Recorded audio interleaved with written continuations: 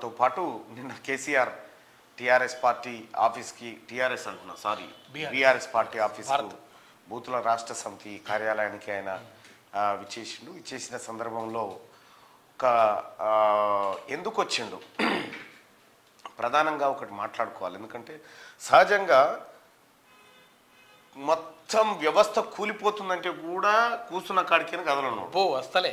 ఎందుకు వచ్చిండు నిన్న టీఆర్ఎస్ భవన్కు అంటే ఒకే ఒక్క కారణం, టీఆర్ఎస్ పార్టీ నుంచి దాదాపు ఒక 17 నుంచి 18 మంది ఎమ్మెల్యేలు వెళ్ళిపోతా ఉన్నారు. ఒక సిట్టింగ్ ఎంపీలు 3 పోతా ఉన్నారు. ఆల్రెడీ ఒక సిట్టింగ్ ఎంపీ జంపు చేసిండు. ఇక టీఆర్ఎస్ పార్టీ ఖాళీ అవుతుంది కాబట్టి ఎట్టి పరిస్థితిలో దాన్ని రక్షించుకోవాలి, ఎట్టి పరిస్థితుల్లో దాన్ని కాపాడుకోవాలని ఆడికొచ్చి ఒక డైలాగ్ పెట్టిండు. ఏందది? నన్ను టచ్ చేయలేవు రేవంత్ రెడ్డి గారు అని చెప్పాను. నేను ఆల్రెడీ టచ్ చేసిండ్రు, నీకు చేయలేదు అనిపిస్తుంది కానీ చేసిర్రు. నీ పని టచ్ అయిపోయింది, నువ్వు అస్సి అయినావు, అయిపోయింది, టచ్ అయిపోయింది. నువ్వు టచ్గా నిన్ను టచ్ చేయకపోతే నువ్వు గాడెందుకు అంటుంటివి? ఆల్రెడీ నువ్వు ఏది దొరికిపోయినావు, టచ్ అయినావు, అలా తోతిరి చేస్తున్నాను, టచ్ చేయలేరు, నన్ను ఏం చేయి, ఇంకేం చేయమంటావు? గీత కంటే ఎక్కువ పోయి పన్నావు కదా ఫామ్ హౌస్లో.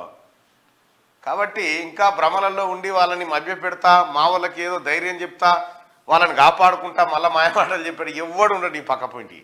అయిపోయింది, అది ముగిసిన అధ్యాయం.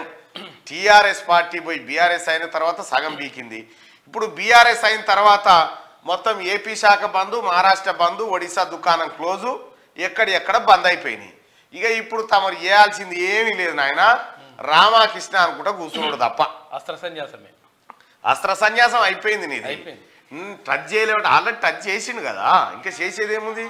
నీ ప్రగతి భవన్ గోడల్ని బుల్డోజర్లు పెట్టి కూలగొట్టిందంటే దాన్ని అర్థమైంది టచ్ అన్నట్టే. అది నీకు టచ్ లెక్క స్పర్శ తాకుతలేనట్టుంది. ఆ తుంటే ముఖకు ఆపరేషన్ చేసినప్పుడు ఇచ్చిన మత్త అట్లే ఉన్నట్టుంది. ఇంకా నీకు దిగుతలేదు. ఏం సూదించారు? ఇంకా దిగుతలేదు నీకు, ఆడికి రావాలి నువ్వు.